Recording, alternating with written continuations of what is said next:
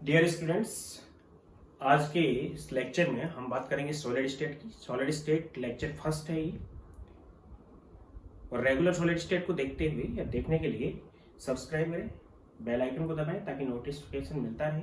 Solid state 12th का first chapter था पहले, अब वो 11th में कर दिया गया है, लेकिन बोर्ड में तो नहीं रहेगा ये। 12th बोर्ड में केवल ये रहेगा IIT जी मेंस एडवांस और नीट के अंदर, KVPY वगैरह के अंदर भी रहेगा। तो उसके लिए हम लेक्चर फर्स्ट स्टार्ट कर रहे हैं सॉलिड स्टेट का। द सॉलिड स्टेट चैप्टर का नाम है।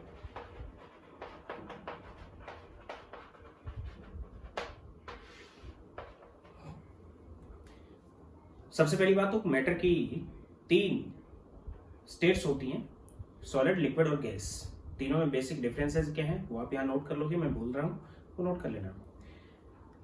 गैस स्टेट एक ऐसी स्टेट होती है, the state in which interparticle forces are negligible, distance maximum distance between them, and property of particles are diffusion, effusion, there is no definite shape and volume is called gaseous state. For example, hydrogen, nitrogen, oxygen, chlorine, fluorine, carbon dioxide and so on.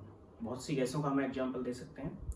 And liquid state, the state which have definite volume but indefinite shape.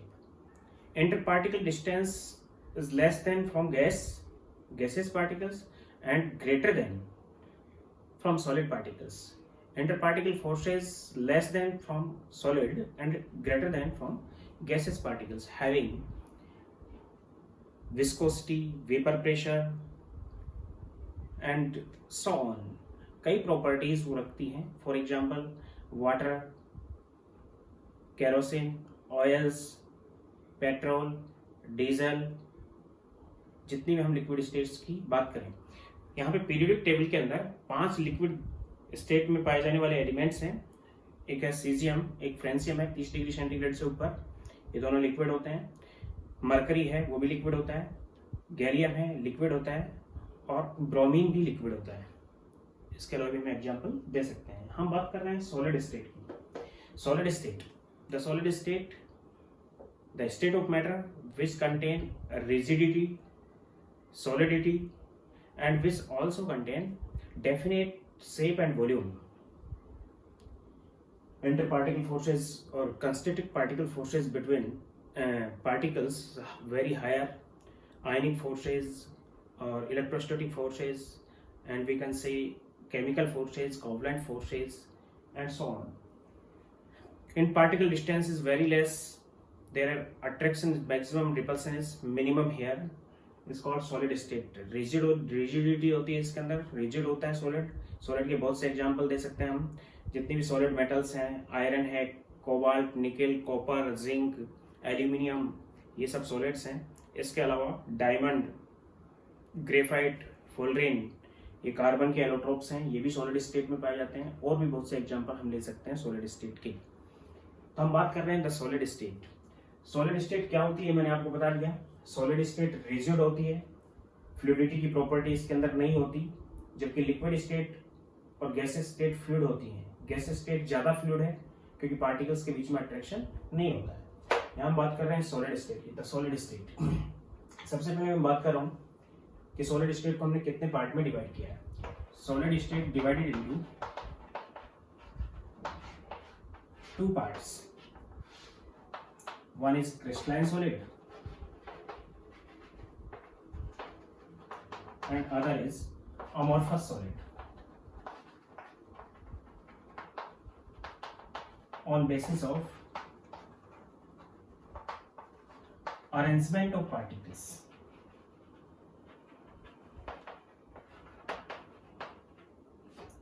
Arrangement of particles.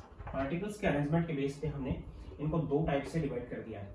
अब मैं बात करूं particles की। Particle can be ions, ions हो सकते हैं, atoms हो सकते हैं, और मॉलिक्यूल्स हो सकते हैं। यानी कि particle can be ions, atoms और molecules. Consist particle of crystal. Crystal को बनाते हैं जो पार्टिकल, वो आयंस हो सकते हैं, एटम्स हो सकते हैं और मॉलिक्यूल्स हो सकते हैं। मॉलिक्यूल भी हो सकते हैं, आयन और एटम भी हो सकते हैं। यानी कि उसके अंदर प्रेजेंट जो पार्टिकल्स की बात कर रहा हूँ, उसकी बात कर रहा हूँ मैं, वो तीनों में से कोई भी हो सकते हैं। जो पार्टिकल लिख रहा हूँ या पार्टिकल बोल रहा हूँ, इसका मतलब इन तीनों में से कोई भी हो सकता है। हम बात कर रहे हैं कि इनको हमने किस बेस पे अरेंज किया या कितने टाइप से, हमने दो टाइप से डिवाइड किया है। तो दोनों टाइप में डिफरेंसेस क्या है? Differences between crystalline and amorphous solid.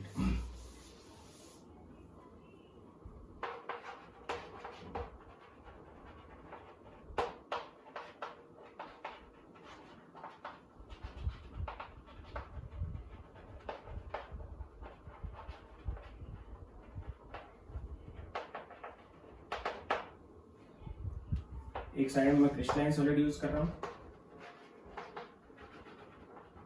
और एक साइड में बात कर रहा हूं अमोर्फस सॉलिड की। सबसे पहली बात तो इनका जो अरेंजमेंट है उसके बेस पे इनको हमने डिवाइड किया है। तो नंबर फर्स्ट है regular arrangement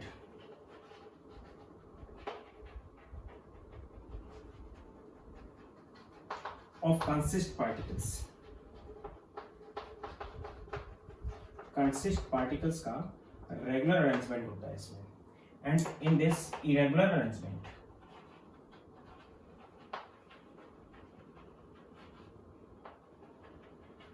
of consist particles. Note कर लेना उसको।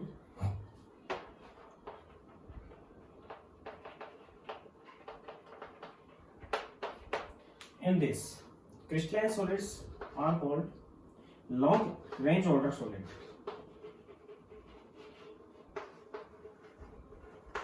लॉन्ग रेंज ऑर्डर का मतलब ये है कि अगर पार्टिकल्स का अरेंजमेंट हम देखें तो लॉन्ग रेंज तक पार्टिकल्स का अरेंजमेंट फिक्स होता है, इसलिए इनको नाम दिया हमने long range order. These are short range order,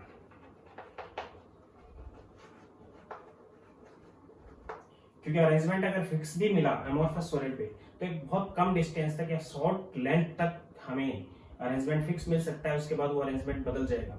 इसलिए इस टाइप के जो सॉलिड्स को हम नाम देते हैं वो शॉर्ट रेंज ऑर्डर नाम देते हैं, और इस टाइप के सॉलिड्स को नाम देते हैं long range order. Sharp melting point,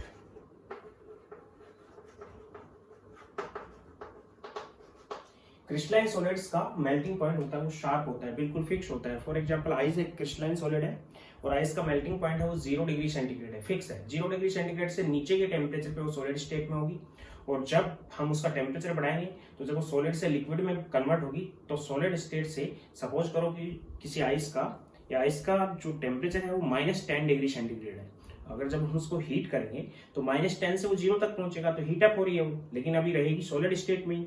जब वो 0 पे हो जाएगी तो कांस्टेंट हो जाएगा टेम्परेचर, और जब तक completely solid state completely liquid state में कन्वर्ट नहीं होगी तब तक टेम्परेचर उसका 0 डिग्री सेंटीग्रेड रहेगा, विच इज मेल्टिंग पॉइंट। और जब वो कंप्लीटली सॉलिड कंप्लीटली लिक्विड में कन्वर्ट हो जाएगी तो लिक्विड में कन्वर्ट होने के जस्ट बाद टेम्परेचर बढ़ने लगेगा, तो फिर 0 से बढ़ने लगेगा। 0 डिग्री सेंटीग्रेड एक शार्प मेल्टिंग पॉइंट हो गया, जिसपे उसकी सॉलिड स्टेट उसकी कंप्लीटली लिक्विड स्टेट में कन्वर्ट हो जाएगी। तो शार्प मेल्टिंग पॉइंट होता है किनका? क्रिस्टलाइन सॉलिड का। लेकिन अमोर्फस सॉलिड का melting point in range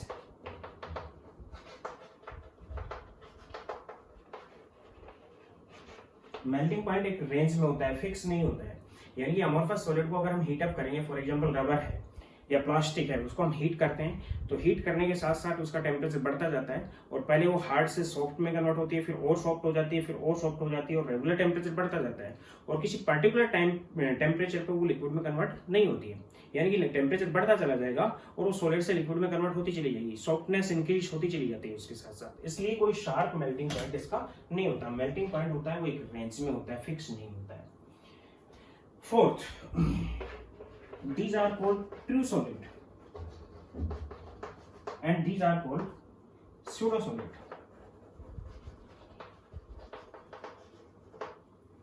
Pseudo solid और super cooled liquid।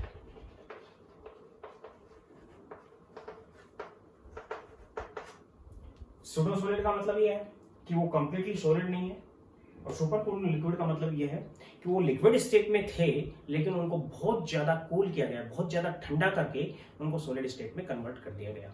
यानी कि अमोर्फस सॉलिड के अंदर फ्लूइडिटी की प्रॉपर्टी होगी, यानी कंप्लीटली ये सॉलिड स्टेट में नहीं होंगे। सॉलिड स्टेट जो होती है वो रिजिड होती है, कंप्लीट रिजिड होने की वजह से पार्टिकल्स का मूवमेंट एक जगह से दूसरी जगह नहीं हो पाता है, लेकिन सूडो सॉलिड्स के अंदर या सुपर कूल्ड लिक्विड के अंदर पार्टिकल का मूवमेंट देखने को मिलेगा। बहुत लंबे टाइम में पार्टिकल्स मूव हो चुके होंगे, लेकिन कंप्लीट नहीं, बहुत कम टाइम, मतलब बहुत लंबे टाइम में बहुत कम फ्लो होगा उसका, इसलिए सॉलिड स्टेट में तो रहेंगे, लेकिन ये कंप्लीटली सॉलिड स्टेट या ट्रू सॉलिड नहीं कराएंगे। इनको हम नाम देंगे pseudo solid, super cooled liquid, ऐसे लिक्विड जिनको बहुत ज्यादा ठंडा करके रखा गया हुआ।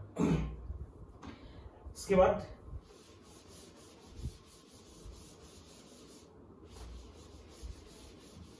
अगर हम बात करें fifth, these are anisotropic and these are isotropic. Isotropic और एनाइसोट्रोपिक क्या होते हैं वो भी बताऊंगा मैं। ये एनाइसोट्रोपिक होते हैं सभी, और ये सभी आइसोट्रोपिक होते हैं। और अगर इनके अंदर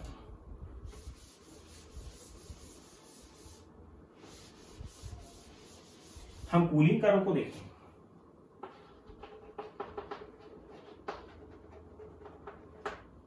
तो इनके जो कूलिंग कर्व होते हैं वो डिसकंटिन्यूअस होते हैं।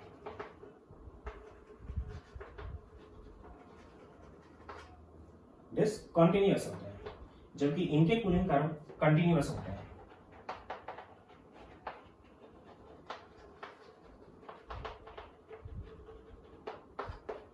कंटिन्यूअस और डिसकंटिन्यूअस का मतलब है कूलिंग कर्व की बात कर रहा हूं कि जब इनकी लिक्विड स्टेट को हम बिल्कुल ठंडा करके लेके आएंगे, तो लिक्विड स्टेट से जब उनको हम फ्रीज करेंगे, सॉलिड स्टेट में कन्वर्ट करेंगे, तो इनके कर्व किस टाइप से होंगे। तो टेम्परेचर हम डाउन करते आ रहे हैं, कर्व इस टाइप का मिलेगा इसमें कि यहाँ पे तो हमने लिया टेम्परेचर और यहाँ पे हमने लिया टाइम और टेम्परेचर के बीच में हमने ग्राफ प्लॉट किया।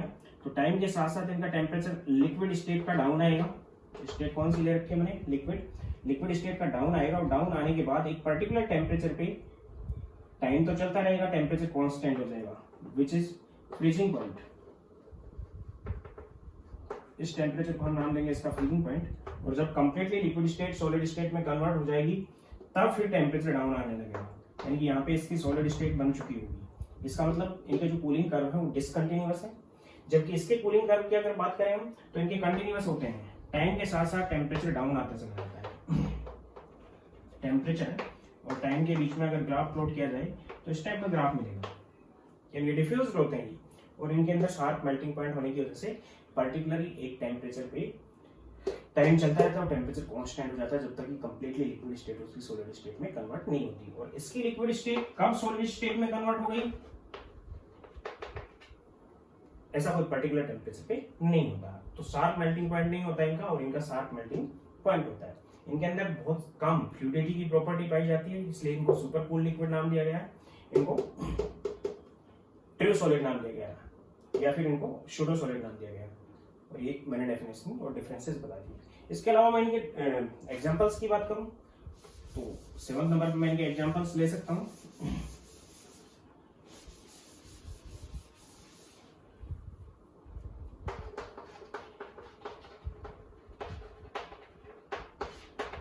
All ionic solid like NaCl, KCl, ZnS and calcium carbonate and so on, सभी जो होते हैं वो क्रिस्टलाइन सॉलिड के एग्जांपल हैं। इसके अलावा आइस क्रिस्टलाइन सॉलिड है, solid CO2 is called dry ice, और it is also called dry cold, DRIKOLD. solid iodine,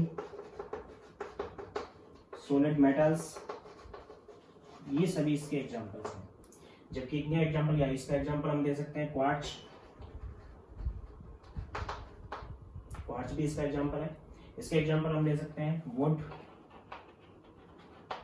glass, rubber, polymers, all polymers, सभी पॉलीमर्स की बात कर रहा हूं मैं। सभी पॉलीमर्स एमोर्फस सॉलिड के एग्जांपल्स हैं।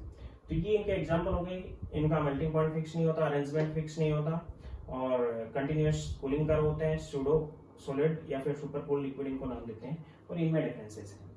अब मैं दो चीजों की बात कर रहा हूँ यहीं पे, ये सब नोट करते चलना। एनिसोट्रोपी एंड आइसोट्रोपी।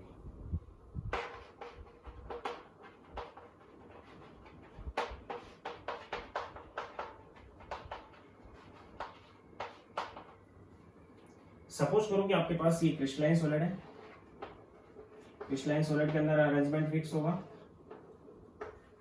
पार्टिकल्स का। सपोज करो बड़े आयन से मैंने डिनोट किया, आयनिक सॉलिड की बात कर रहा हूँ, बड़े आयन से मैंने डिनोट किया एनाइन को, और छोटे आयन से मैंने डिनोट किया कैटाइन को। ये एक एनाइन है इसमें और ये एक कैटाइन है, अरेंजमेंट फिक्स है।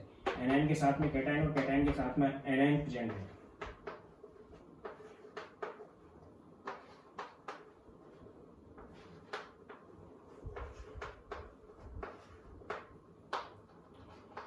ये अरेंजमेंट है इसका, जो कि क्रिस्टलाइन सॉलिड के अरेंजमेंट को एक्सप्लेन कर रहा हूं मैं। ये क्रिस्टलाइन सॉलिड है। अमोर्फस सॉलिड का अरेंजमेंट पार्टिकल्स का फिक्स नहीं होता, कोई भी पार्टिकल कहीं पे भी हो सकता है, फिक्स अरेंजमेंट नहीं है।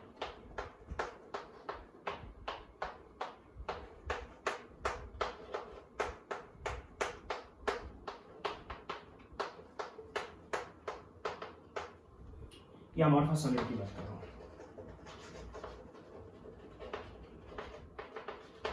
अगर कुछ फिजिकल प्रॉपर्टीज, सभी फिजिकल प्रॉपर्टीज की बात नहीं कर रहा हूं मैं, कुछ फिजिकल प्रॉपर्टीज की हम स्टडी करें इस सॉलिड पे और इस सॉलिड पे। सपोज करो कि एक बार तो हमने डायरेक्शन ये रखी, फिजिकल प्रॉपर्टीज की स्टडी करने के लिए डायरेक्शन हमने ये रखी है, विच इज एक्स डायरेक्शन, और एक बार हमने डायरेक्शन ये रख ली, these both are different direction, which is Y direction.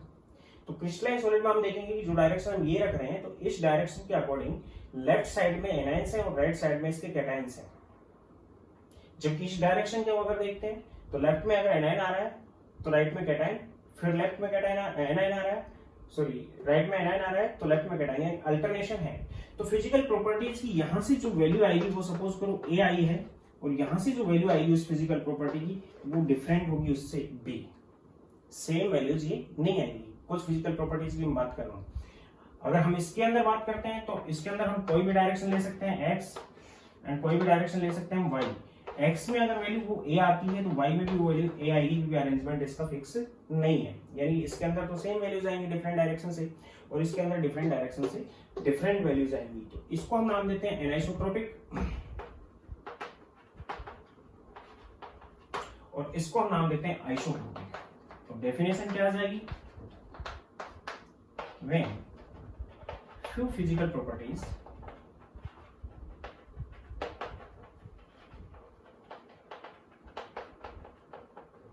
like refractive index,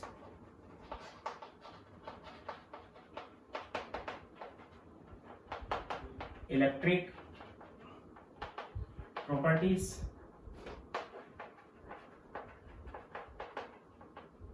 thermal properties,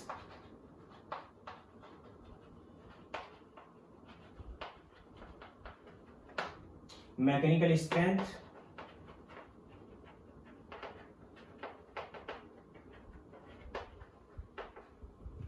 considered in different direction,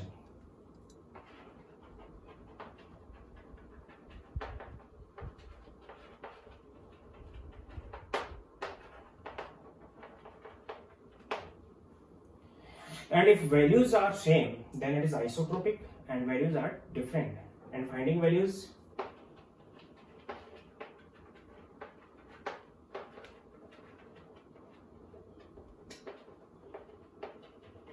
are same then it is isotropic, otherwise anisotropic.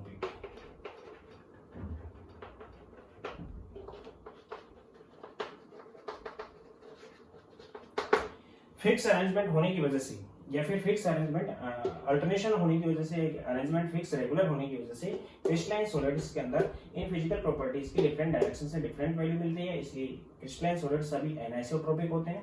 जबकि amorphous solid में fix arrangement नहीं होता, irregular arrangement होने की वजह से different direction से physical in physical properties की वैल्यू सेम मिलती है। इसलिए इन क्रिस्टल्स को हम नाम देते हैं, सॉरी इन अमोर्फस सॉलिड्स को हम नाम देते हैं आइसोट्रोपिक। नोट कर लेना इसको। इसके बाद मैं बात कर रहा हूँ सुपर कूल्ड लिक्विड की।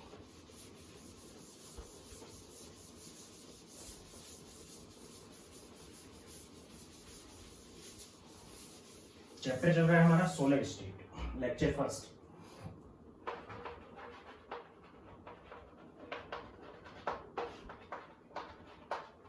सुपर कूल्ड लिक्विड और सूडो सॉलिड।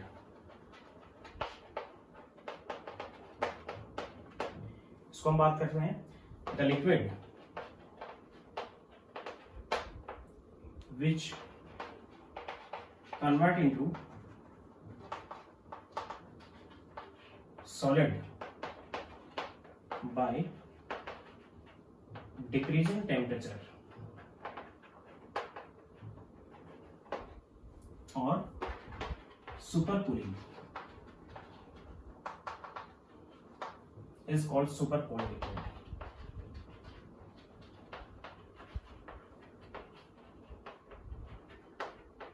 इसका जनरल एग्जांपल ले रहा हूं मैं कि अगर ओल्ड बिल्डिंग्स हम देखते हैं 200-300 साल पुरानी जो बिल्डिंग्स हैं उनके अंदर जो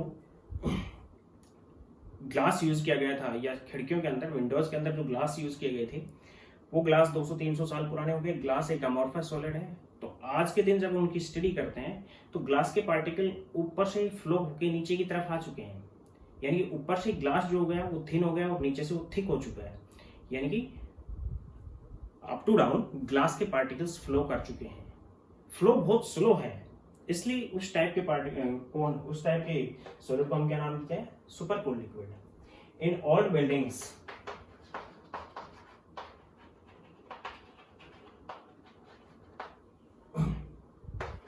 the particle of glass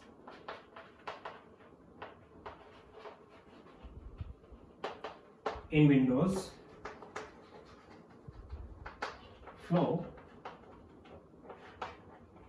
from up to bottom, resultant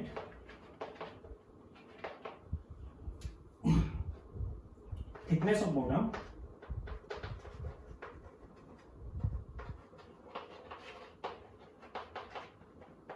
increased.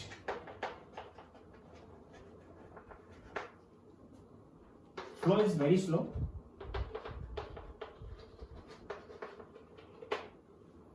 That is called super cooled liquid.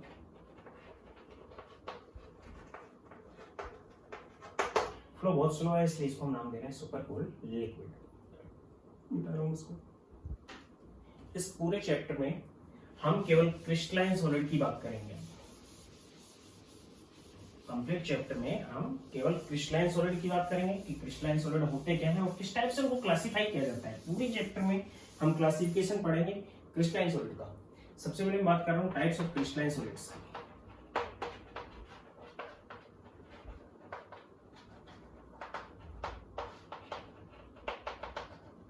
Types of crystalline solids.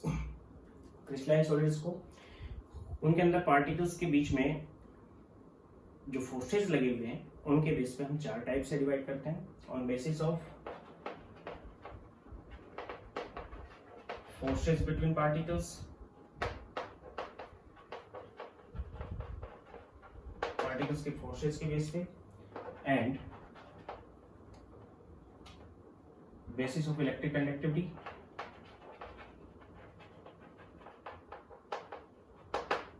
Basis of electric conductivity के बेस पे हम उसको 4 टाइप पे डिवाइड करते हैं। नंबर फर्स्ट, आयनिक सॉलिड। आयनिक सॉलिड वो solid होंगे जिसमें कंसिस्ट पार्टिकल आयंस होंगे, जो पार्टिकल्स होंगे वो आयंस होंगे, जो फोर्स लगेंगे वो आयनिक बॉन्ड होगा दोनों के बीच में, या फिर electrostatic force,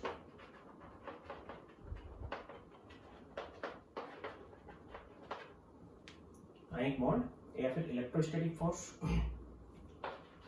generally water soluble होंगे, इलेक्ट्रिक इंसुलेटर होंगे in solid state, solid state तो ये इलेक्ट्रिक इंसुलेटर होते हैं, बट इन एक्वस और मोल्टन स्टेट ये इलेक्ट्रिक कंडक्टर होते हैं, इलेक्ट्रिक कंडक्टर होते हैं। For example NaCl, KCl, calcium carbonate, हालांकि वाटर सोल्यूबल मैंने नाम दे दिया, लेकिन स्पेरिंगली भी हो सकते हैं। सोल्यूबल ये sodium chloride, potassium chloride, calcium carbonate, KMnO4, potassium permanganate, K2Cr2O7, NaOH and KOH and so on. कई एग्जांपल इसके हम दे सकते हैं। तो आयनिक सॉलिड सभी क्रिस्टलाइन सॉलिड होते हैं। आयंस, इनमें आयंस प्रेजेंट होते हैं, कैटायन और एनायन। कैटायन और एनायन के बीच में आयनिक बॉन्ड होता है, इलेक्ट्रोस्टैटिक फोर्स लगे हुए होते हैं कैटायन और एनायन के बीच में। वाटर सोल्यूबल हो सकते हैं कंप्लीटली, और उसके साथ साथ ये स्पेरिंगली सोल्यूबल भी हो सकते हैं। इलेक्ट्रिक इंसुलेटर होते हैं सॉलिड स्टेट में, लेकिन लिक्विड वाटर मींस, और एक्वस स्टेट में आयनिक मोबिलिटी की वजह से ये इलेक्ट्रिक कंडक्टर होते हैं। एग्जांपल्स ये हैं। Second is covalent solid.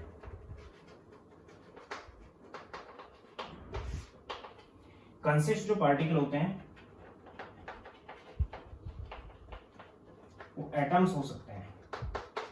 Consist जो पार्टिकल्स होंगे वो क्या होंगे? एटम्स होंगे। यानी एटम्स के बीच में फोर्स लगेगा या बॉन्ड बना हुआ होगा। जो बॉन्ड की नेचर होगी वो कैसी होगी? बॉन्ड जो होगा वो कोवलेंट टाइप का होगा। वाटर इंसोल्यूबल होंगे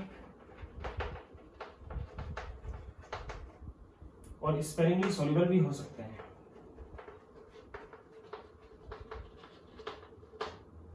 इलेक्ट्रिक इंसुलेटर होते हैं।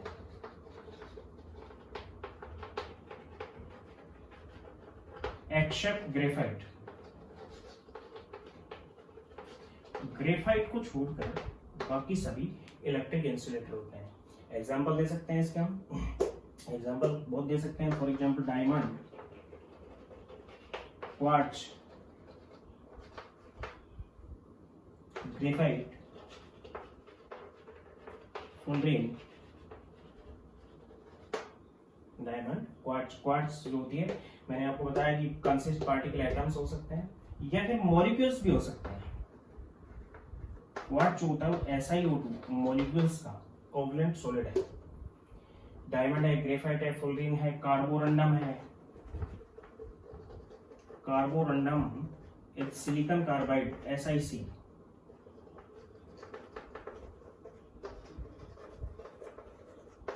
सिलिकॉन कार्बाइड को हम नाम दे रहे हैं या फिर कार्बोरंडम। ये एग्जांपल दे सकते हैं। थर्ड नंबर पे आता है मेटेलिक सॉलिड।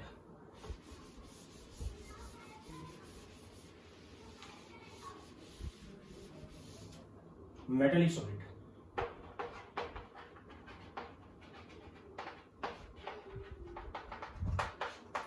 जैसे कि नाम से कंसिस्ट पार्टिकल मेटेलिक एटम होंगे।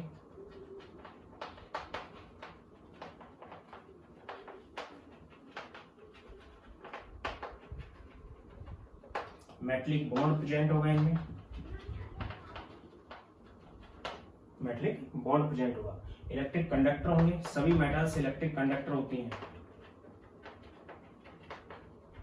इसको हम कई थ्योरीज से एक्सप्लेन कर सकते हैं। इलेक्ट्रिक कंडक्टेंस का मतलब है कि जो मेटल के पार्टिकल होते हैं उनमें आउटर जो सेल होती है उसके इलेक्ट्रॉन्स लगभग फ्री होते हैं, यानी कि इलेक्ट्रॉनिक पूल बना होता है, इलेक्ट्रॉनिक ओशियन बना होता है और इलेक्ट्रॉनिक सी बना होता है। इलेक्ट्रॉन फ्री होते हैं।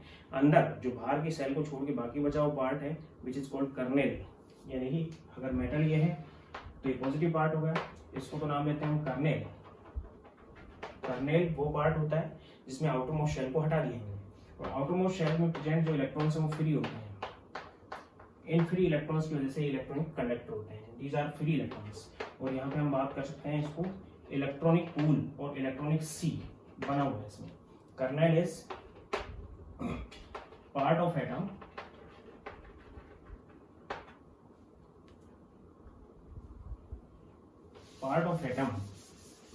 Without outermost shell.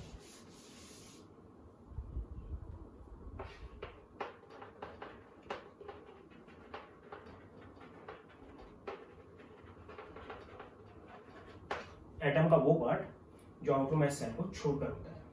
Consist particle और वाटर इनसोल्यूबल होती है।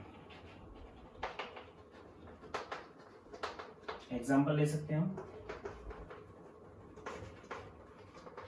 All metals, all solid metals की बात कर रहे हैं, यहाँ पे लिक्विड मेटल्स की बात नहीं कर रहे हैं क्योंकि हम सॉलिड स्टेट चैप्टर पढ़ रहे हैं।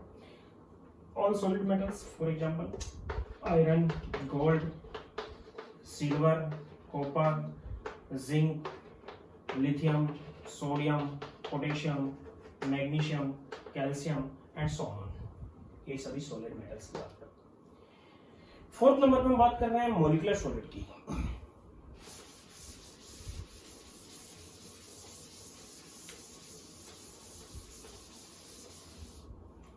मॉलिक्यूलर सॉलिड्स के अंदर जो पार्टिकल्स होंगे वो मॉलिक्यूल्स होंगे।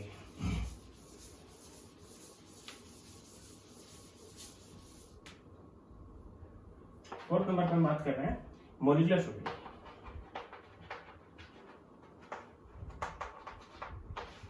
Consist particle,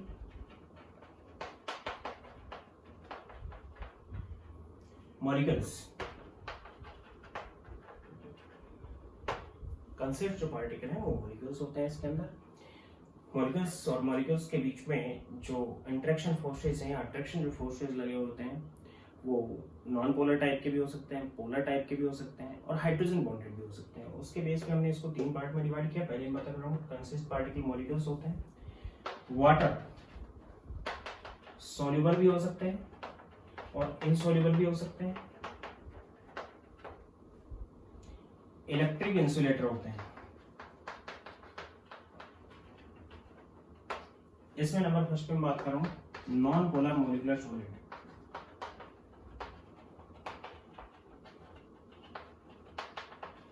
non polar molecular solid, non polar molecular solid की अगर बात करें तो पार्टिकल्स ऐसे होंगे या फिर मॉलिक्यूल्स ऐसे होंगे जो नॉन पोलर होंगे, like solid, helium, neon, argon, krypton, xenon. ये सभी एटम्स होते हैं, यही मॉलिक्यूल होते हैं क्योंकि इनर्ट गैसेस हैं। ये आपस में कोई बॉन्ड नहीं बनाते हैं, लेकिन एक पार्टिकल दूसरे पार्टिकल से जुड़ेगा तभी सॉलिड स्टेट उसकी बन पाती है। और जुड़ेगा तो फोर्सेज वर्क करेंगे, और फोर्सेज वर्क करेंगे वो कौन से फोर्सेज होंगे? नॉन पोलर मॉलिक्यूलर फोर्सेज होंगे, यानी dispersion forces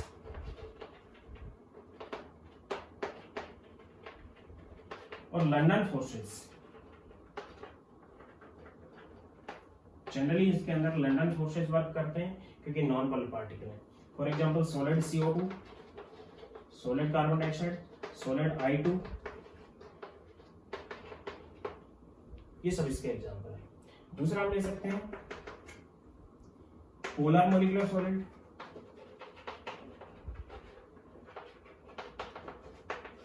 polar molecular solid के अंदर जो मॉलिक्यूल्स होंगे पोलर होंगे।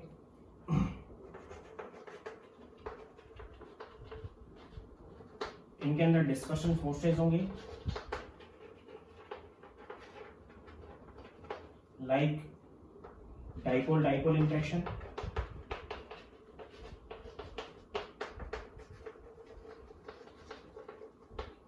फोर्सेज लाइक सॉलिड HCl,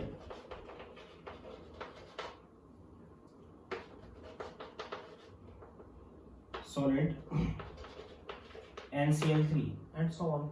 बहुत से एग्जाम्पल इसके ले सकते हैं, इसमें डाइपोल डाइपोल इंटरेक्शन प्रेजेंट होगा। बात कर रहा हूं मैं third, which is hydrogen bonded.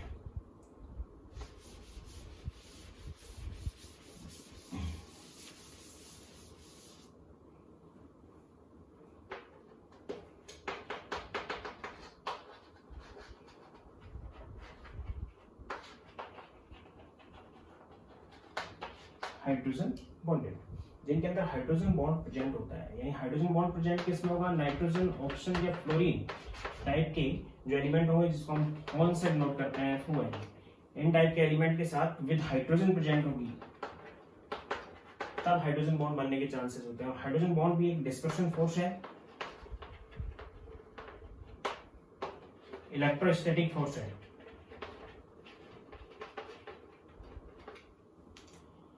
उनके बीच में लगा होगा मॉलिक्यूल्स के बीच में। For example solid H2O which is called ice, for example solid HF, hydrofluoric acid, for example solid ammonia, electric insulator, ये सभी होते हैं। सॉलिड H2 है वो आइस है, वो क्रिस्टलाइन सॉलिड है। लेकिन अगर हम स्नो की बात करें, snow is amorphous solid, snow होता है वो अमोर्फस सॉलिड होता है, ध्यान रख लेना इस चीज को। वाटर जो आइस के फॉर्म में होता है वो क्रिस्टलाइन सॉलिड है और स्नो अमोर्फस सॉलिड है। इनके अंदर हाइड्रोजन बॉन्डेड होंगे, हाइड्रोजन बॉन्ड बने हुए होंगे इनके बीच में, पार्टिकल्स के बीच में, इसलिए इसको हम नाम दे रहे हैं हाइड्रोजन बॉन्डेड मॉलिक्यूलर सॉलिड। यानी मॉलिक्यूलर सॉलिड तीन प्रकार के होंगे, तीन टाइप के होंगे। क्रिस्टलाइन सॉलिड को हम चार पार्ट में डिवाइड कर रहे हैं। आयनिक सॉलिड, बॉन्ड के बेस पे आयनिक बॉन्ड होता है, आयंस प्रेजेंट होते हैं। एंड कोवलेंट सॉलिड, जिसमें कोवलेंट बॉन्ड बना हुआ होगा पार्टिकल्स के बीच में, एटम्स और मॉलिक्यूल्स हो सकते हैं।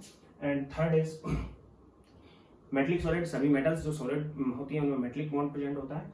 और मॉलिक्यूलर सॉलिड, जिनमें मॉलिक्यूल्स कंसिस्ट पार्टिकल्स होते हैं, मॉलिक्यूल के बीच में फोर्सेज लगे हुए होते हैं। ये तीन टाइप के होंगे। नॉन पोलर, जिनमें लंडन फोर्स वर्क करेगा, पोलर जिसमें distraction forces, dipole interaction force work करेगा, और हाइड्रोजन बॉन्डेड जिनमें हाइड्रोजन बॉन्ड बन सकता है, उस टाइप के सॉलिड होंगे।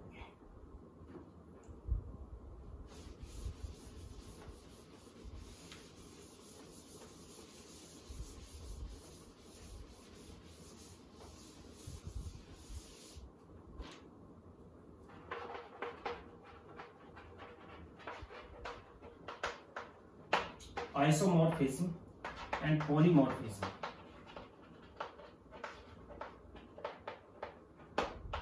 Isomorphism and polymorphism. Isomorphism,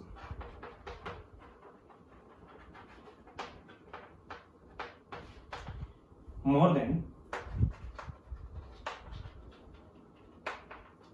one compounds having same crystal structure.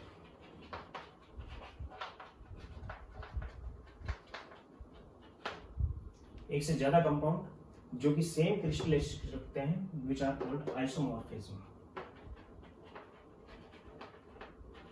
आइसोमॉर्फ और प्रॉपर्टीज और फिनोमिना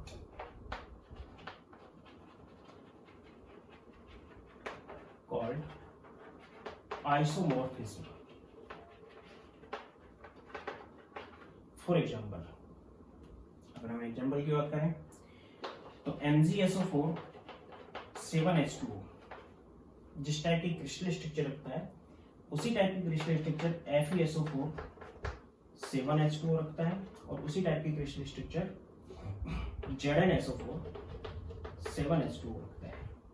यानी कि तीनों आपस में आइसोमॉर्फ हैं, तीनों की क्रिस्टल स्ट्रक्चर सेम होती है। मैग्नीशियम सल्फेट है ये क्रिस्टलाइन, ये है एक ग्रीन विट्रियल है, और ये है ये व्हाइट विट्रियल है। इसके अलावा भी हम एग्जांपल दे सकते हैं जिनकी क्रिस्टल स्ट्रक्चर सेम होती है, आइसोमॉर्फिज्म शो करते हैं। For example NaCl and KCl, NaCl and KCl are isomorph. For example, ZnS and diamond, isomorph. Zinc sulphide की जो स्फेलेराइट स्ट्रक्चर होती है,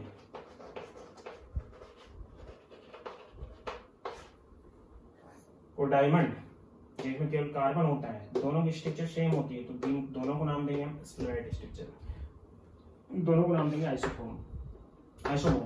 caesium chloride and caesium bromide, इनकी क्रिस्टल स्ट्रक्चर सेम होती है, इसलिए इनको नाम देंगे हम आइसोमॉर्फ। तो आइसोमॉर्फ वो कंपाउंड्स होते हैं जिनकी क्रिस्टल स्ट्रक्चर सेम होती है, उनको हम नाम देंगे आइसोमॉर्फ, और इस फिनोमिना को नाम देंगे हम आइसोमॉर्फिज्म। नेक्स्ट बात कर रहा हूं मैं polymorphism.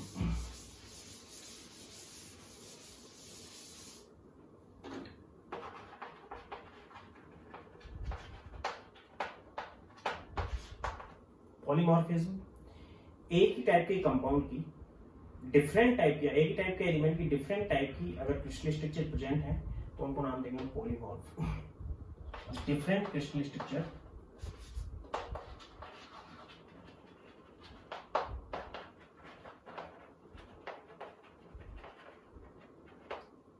of a compound or atoms or element are called polymorph and phenomena is called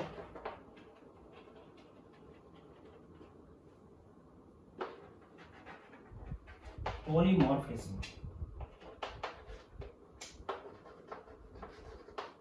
phenomena को नाम देंगे हम पॉलीमॉर्फिज्म, यानी कि एक ही एलिमेंट है, उसके डिफरेंट टाइप के अगर क्रिस्टल स्ट्रक्चर है, एक ही कंपाउंड है, उसके डिफरेंट टाइप के क्रिस्टल स्ट्रक्चर है, तो उनको क्रिस्टल स्ट्रक्चर्स को नाम देंगे हम पॉलीमॉर्फ और इस प्रॉपर्टी को नाम देंगे polymorphism. For example zinc sulphide ZnS दो टाइप के क्रिस्टल स्ट्रक्चर में मिलता है, एक तो स्क्लेराइट जिसको हम नाम देते हैं जिंक ब्लेंड, और एक वुडजाइट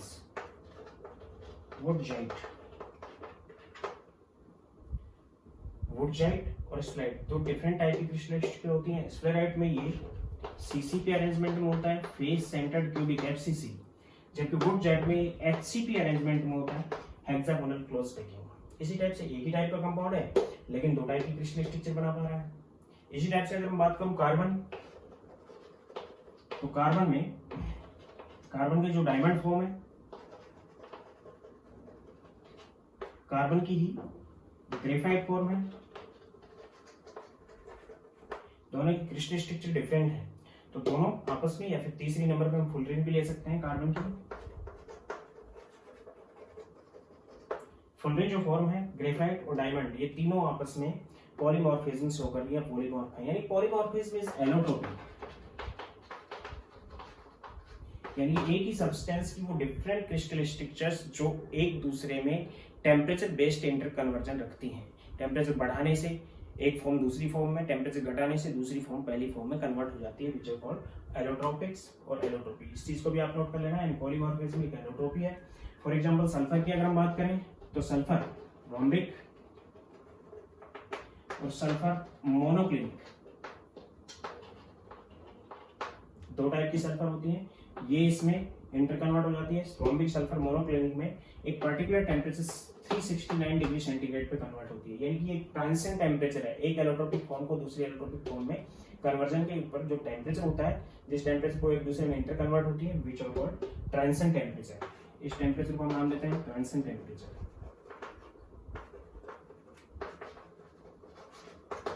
एक एलोट्रोपिक फॉर्म दूसरी एलोट्रोपिक फॉर्म में कन्वर्ट हो जाती है। तो both are allotropes of sulphur and both are polymorphs, यानी क्रिस्टल्स के अंदर हम आइसोमॉर्फिज्म और पॉलीमॉर्फिज्म को भी कंसीडर करते हैं, क्योंकि आइसोमॉर्फिज्म एक से ज्यादा टाइप के जो कंपाउंड्स होते हैं वो एक ही टाइप की क्रिस्टल स्ट्रक्चर को एक्सप्रेस करते हैं, which are isomorphs and polymorphism is allotropy. And allotropy को हम बात कर सकते हैं कि different crystal structure of a compound, एक कंपाउंड की डिफरेंट क्रिस्टल स्ट्रक्चर हो या फिर एक एलिमेंट के डिफरेंट क्रिस्टल स्ट्रक्चर हो, तो उनको नाम देते हैं पॉलीमॉर्फिज्म, या उसके अंदर पॉलीमॉर्फिज्म की प्रॉपर्टी होती है, और विच इज एलोट्रोपी आल्सो।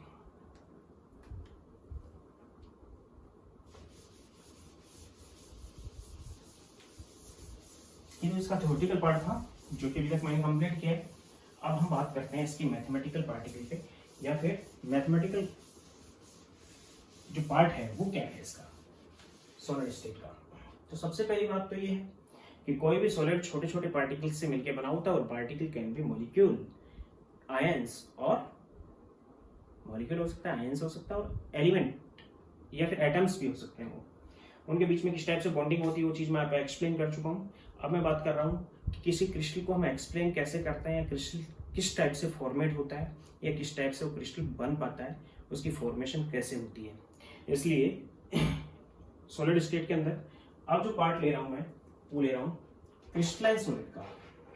और क्रिस्टलाइन सॉलिड में भी हम दो टाइप यूज कर सकते हैं, एक तो आयनिक सॉलिड और एक मॉलिक्यूलर और एटॉमिक सॉलिड। आयनिक सॉलिड जो बनता है उसको हम नाम देते हैं लेटिस, और इसको हम नाम देते हैं क्रिस्टल्स। आयनिक सॉलिड को हम नाम देते हैं लेटिस, तो लेटिस और क्रिस्टल एक ही चीज है कि लेटिस हम आयनिक सॉलिड के केस में रिप्रेजेंट करते हैं, इनको नाम देते हैं क्रिस्टलाइन सॉलिड, और इनको हम लेटिस नाम नहीं देते हैं। लेटिस के अंदर जो कंसिस्ट पार्टिकल होते हैं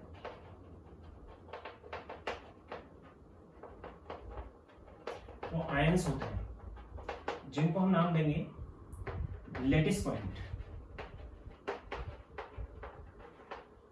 और इनके अंदर भी जो कंसिस्ट पार्टिकल होते हैं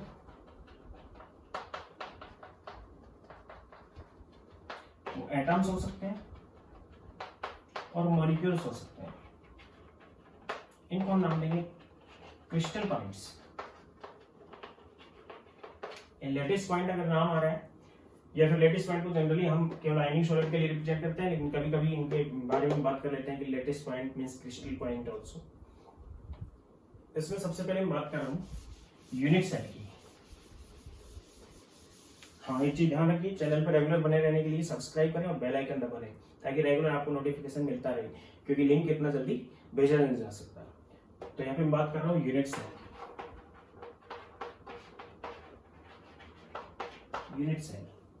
यूनिट सेल किसी क्रिस्टल की डिजाइनिंग की वो सबसे छोटी यूनिट होती है जिसके रेगुलर अरेंजमेंट से, 3D अरेंजमेंट से पूरा क्रिस्टल बनता है।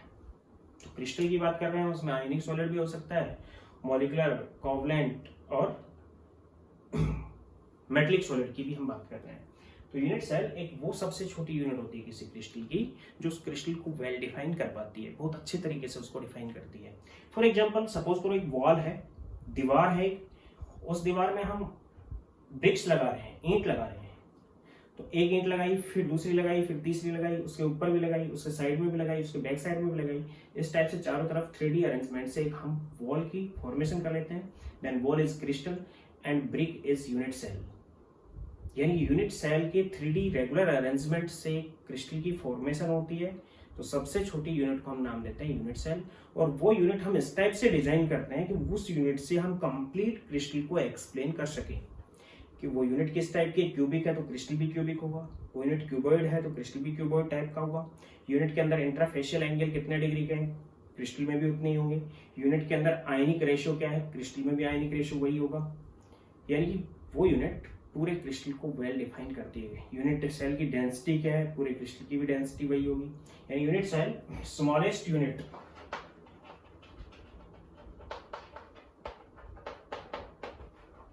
Of crystal which can well define the properties like density, ionic ratio,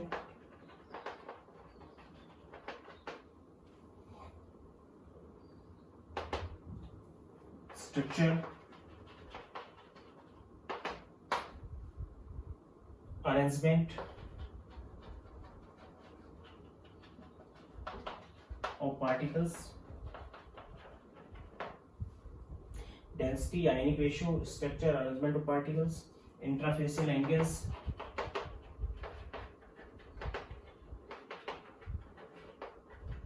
of crystal.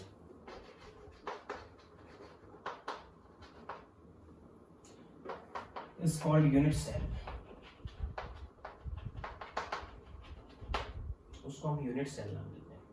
और यूनिट सेल इन चीज को डिफाइन करती है, इस सब प्रॉपर्टीज को, जो क्रिस्टल की कंप्लीट प्रॉपर्टीज होती हैं उसको डिफाइन करती है यूनिट सेल। स्मॉलेस्ट यूनिट होती है। The crystal is formed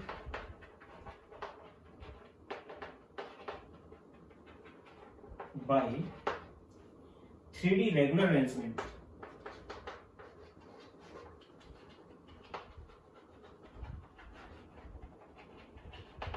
of crystal, 3D regular arrangement of unit cells.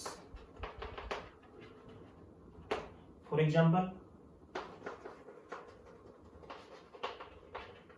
अगर वॉल को हम क्रिस्टल मान रहे हैं, देन ब्रिक्स जो होंगी वो यहाँ पे यूनिट सेल होंगी। किसी क्रिस्टल की वो सबसे छोटी यूनिट जो उसको वेल डिफाइन कर पाती है, उनकी सभी प्रॉपर्टीज को डिफाइन कर पाती है, उसको नाम देते हैं हम यूनिट सेल। और फॉर एग्जांपल वाल के अंदर प्रेजेंट ब्रिक्स यूनिट सेल होती हैं, और जो वाल होती है वो क्रिस्टल की फॉर्मेशन होगी या क्रिस्टल होगी, उसके 3D अरेंजमेंट से कंप्लीट यूनिट सेल की फॉर्मेशन होती है। फॉर एग्जांपल कंसिस्ट पार्टिकल कुछ भी हो सकते हैं, ध्यान दे लेना।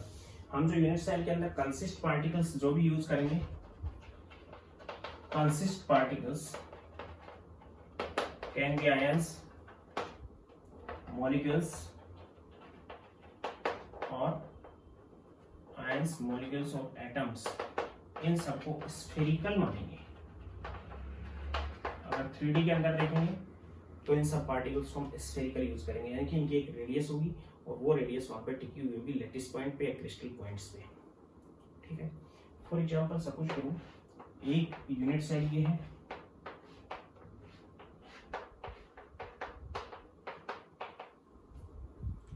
ये यूनिट सेल नेक्स्ट सिंपल इसी जैसी दूसरी यूनिट सेल से जुड़ी हुई है राइट साइड में, इसी जैसी तीसरी यूनिट सेल है जिसके लेफ्ट साइड में जुड़ी हुई है, इसी जैसी फोर्थ यूनिट सेल है जो इसके जस्ट नीचे जुड़ी हुई है, इसी जैसी फिफ्थ यूनिट सेल है जो इसके जस्ट ऊपर जुड़ी हुई है। इसी टाइप से यहाँ पे भी यूनिट सेल जुड़ी हुई होगी। इस टाइप से कंप्लीट क्रिस्टल जो होल क्रिस्टल है उसकी फॉर्मेशन होगी, यूनिट सेल जुड़ी हुई है। इसी टाइप से यूनिट सेल यहाँ भी जुड़ी होगी, यहाँ भी जुड़ी होगी, यहाँ भी जुड़ी होगी, इससे आगे भी जुड़ी होगी, इससे जस्ट बैक साइड में भी जुड़ी होगी, then it is called unit cell. तो इसको नाम देंगे यूनिट सेल। और यूनिट सेल में हम 6 पैरामीटर्स यूज करते हैं। The 6 parameters of unit cell,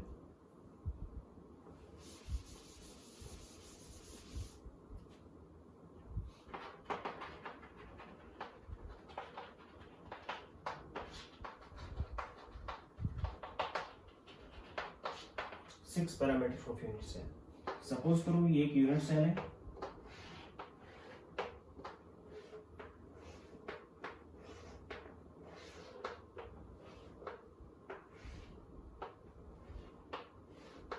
ये यूनिट सेल है। इस पॉइंट को मान रहा हूं ओ पॉइंट है, ओ ये इसका एक्स एक्सिस है, ये इसका वाई एक्सिस है, ये फिक्स है। एक एक्सिस एक्स यूज किया मैंने, एक एक्सिस यूज किया वाई, और ये इसका मैंने जेड एक्सिस यूज किया जो कि ओ ओरिजिन से निकले गए। यहां इस पॉइंट को मैं ए यूज कर रहा हूं, इसको मैं बी यूज कर रहा हूं, इसको मैं सी यूज कर रहा हूं। ये जो एंगल बना हुआ है इसको मैं अल्फा यूज कर रहा हूं, ये जो एंगल बना हुआ है ये बीटा है, और ये जो एंगल बना हुआ है ये गामा है। Distance of O A is a, distance of OB is B and distance of OC is C।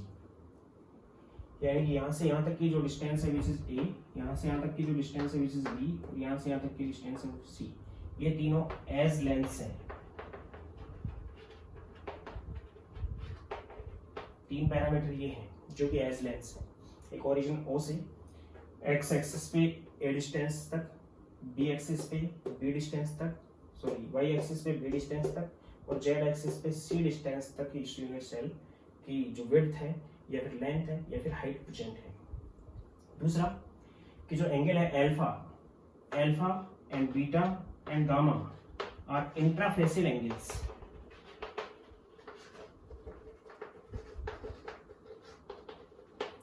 Alpha beta और गामा इंट्राफेसियल एंगल्स है, जो भी हमने यहाँ फिक्स कर रखे हैं ये नोट कर लेना।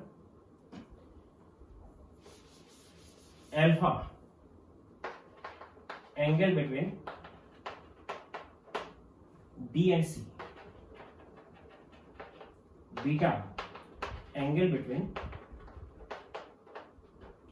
A and C, and gamma angle between B and C, sorry angle between A and B। In 6 parameter है। 3 तो हमने यूज किए हैं क्या, एज लेंस और साइड लेंस, और 3 यूज किए हैं angles between them. For example this, suppose करो कि एक यूनिट सेल है, इस यूनिट सेल में मैंने इस कॉर्नर को यूज किया है, इस कॉर्नर से ये जेड एक्सिस है, ये वाई एक्सिस है और ये एक्स एक्सिस है, ये ओ है। तो ये डिस्टेंस ए, ये डिस्टेंस जो है वो सी है और ये डिस्टेंस है वो बी है। ये ए है, ये सी है और ये बी है। ये जो एंगल बना हुआ है ये अल्फा है, ये जो एंगल बना हुआ है ये बीटा है और ये जो एंगल बना हुआ है ये गामा है। इसको हम नाम दे रहे हैं यूनिट सेल्स। इसके बाद मैं बात कर रहा हूँ टाइप्स ऑफ यूनिट सेल्स की, वो नेक्स्ट वीडियो।